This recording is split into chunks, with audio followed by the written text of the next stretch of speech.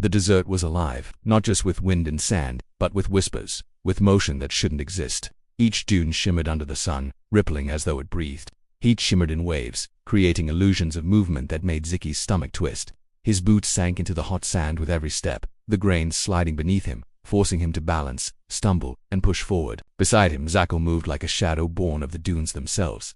Every motion was precise, economical, purposeful.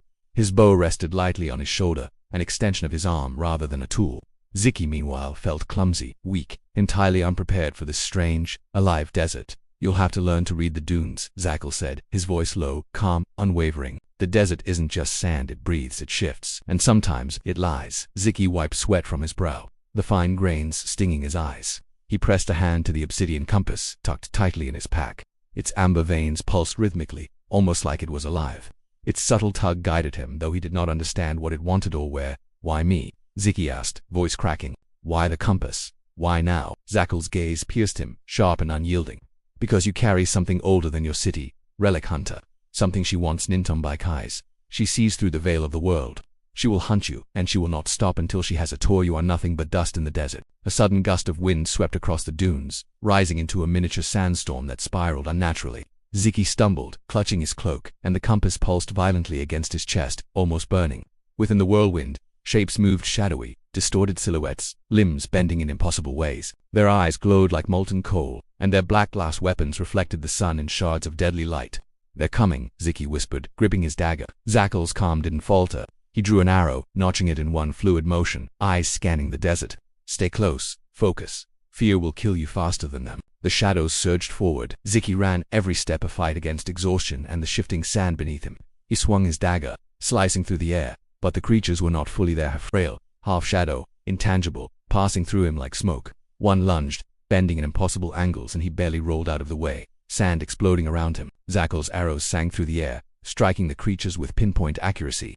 When they hit, the black glass weapons shattered, releasing a burst of shadow that hissed as it dissolved into smoke. For every creature that fell, two more emerged, as though the desert itself birthed them from the grains of sand. Ziki's lungs burned, his vision blurred.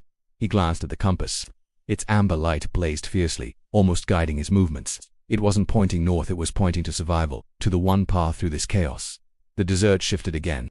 The dunes elongated, shadows stretching unnaturally. The sun split into twin spheres, sending the sand into waves of purple and gold. Ziki felt weightless for a heartbeat, suspended between worlds. He stumbled, hand pressed to his chest, and for a moment, the desert seemed infinite, a living entity watching him struggle. What is this?" he gasped. "This is the desert revealing itself," Zaki said. His voice was calm, steady, a tether to reality. "The great in-between touches our world here. Learn to move without questioning it, or it will consume you." The shadows pressed in again. Ziki slashed, ducked, rolled. One tried to leap over him, arms bending like shattered wood, black glass claws slicing through the air. Sparks flew as dagger met weapon. Zaki moved like a phantom, arrows cutting creatures mid-lep, each movement precise, each shot deadly. The battle lasted for what felt like hours. Ziki could feel the desert pulling at him, testing him, forcing him to understand instinct and trust. He learned to move with Zaki, flowing with the rhythm of the sand, dodging attacks, striking when necessary, letting the compass guide his steps. Finally, they reached a narrow canyon, jagged cliffs rising on either side. The shadows hesitated here, almost as if the canyon itself rejected them. Ziki collapsed against the warm sand, gasping for air, the compass pulsing softly now, almost soothing. "You survived," Zaki said quietly, crouching beside him. "And you've begun to see. The desert is not just land, it's a test. Every shadow, every storm, every unnatural tremor. It's shaping you, preparing you for the in-between." Ziki stared at the horizon. The compass tugged insistently. Somewhere beyond the dunes lay ancient ruins buried beneath the sands.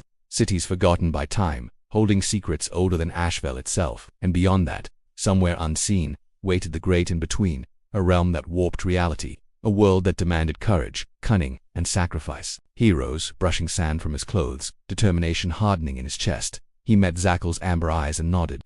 "Let's move," Zaki said. "The desert isn't patient, and neither is she." The sun climbed higher, turning the dunes into rolling waves of molten gold.